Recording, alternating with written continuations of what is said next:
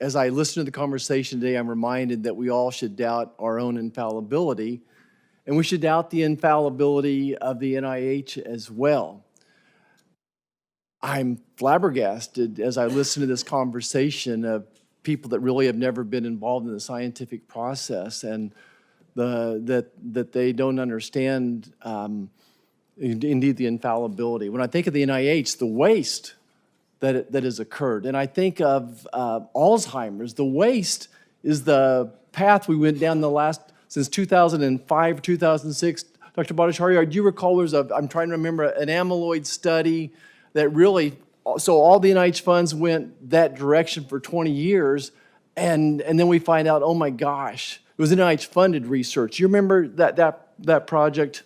Yeah, I mean, there's a whole set of projects, Senator, that have focused by the NIH on a particular hypothesis, the amyloid hypothesis, at the expense of other hypotheses. I agree with you about humility. That's the key to scientific progress.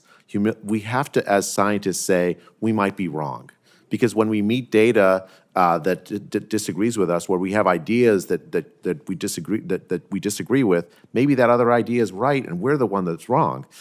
It's only by, as if I'm confirmed as NIH director, I want to make sure that all the range of hypotheses are supported. That's how you make progress. One of the reasons I think that we have not made progress in Alzheimer's as much as we ought to have is because we've gotten, the NIH has not supported a sufficiently wide range of hypotheses.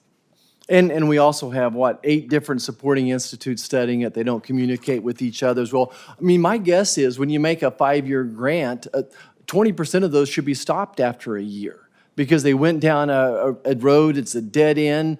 It's time to start over. I'm glad they're pausing these. I think that there's a significant amount of waste, fraud, abuse, and incompetence in the studies funded by the NIH. Let's talk about chronic disease just for a second. The NIH has spent a disproportionate amount of money on research on diseases that impact a very small, minuscule amount of Americans. Meanwhile, 60% of Americans have a chronic disease. Speak a little bit about your vision of researching for figuring out the causes and treatments of chronic disease, specifically how food as medicine might be intertwined in your vision. Senator, I think the chronic disease problem is something that the NIH ought to have done a better job at the last several decades. The mission of the NIH is to address the health needs the American people have and to expand life expectancy of the American people. And we have not achieved that. It's flatlined. And you say food as medicine, that's the kind of research idea that would be very difficult, I think, to get research support from the NIH because it's not within the scope of the people who decide what NIH ought to support. I think we should expand the set of ideas to address a problem that we don't know how to address.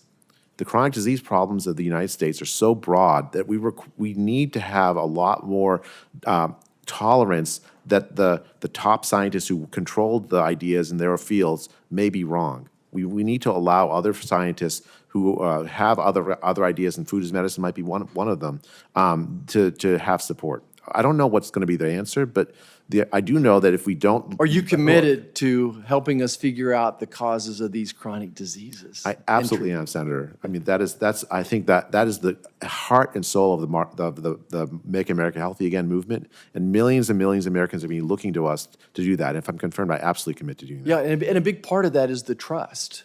That thanks to Dr. Fauci, no one trusts the NIH, the CDC anymore. And we need a referee to come in and try to say, well, what is the latest science? Science is never settled. It's always changing. But what is it in ultra-processed food that's causing this uptick in chronic diseases?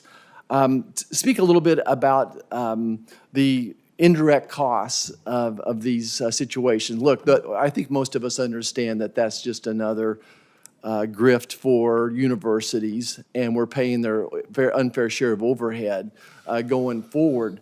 But what I'm concerned about is 2/3 of research dollars are funneled to 4 or 5 states, it looks like to me. Just would like your commitment for us flyover states to spread the love a little bit. It'll prevent inbreeding, and hope that you do realize that not every good scientific idea comes from the coast. Senator, I have scientist colleagues from across the country, and I hear your concern that the NIH ought to be more committed than it has been to making sure that every scientist, no matter where they are, they don't have to be in California or the Northeast Corridor to get support. I absolutely commit to supporting the IDEAS program that the NIH uses to identify scientists and And just to make an explanation point, the indirect cost in Kansas University or Kansas State are going to be less than the coast. I don't know why. It's their own problem. If their indirect costs are that high, it's their own problem. It's not my fault. If we can do the research more efficiently, less expensive at Kansas State University or KU, then let's move it there. Thank you, Dr. Marshall.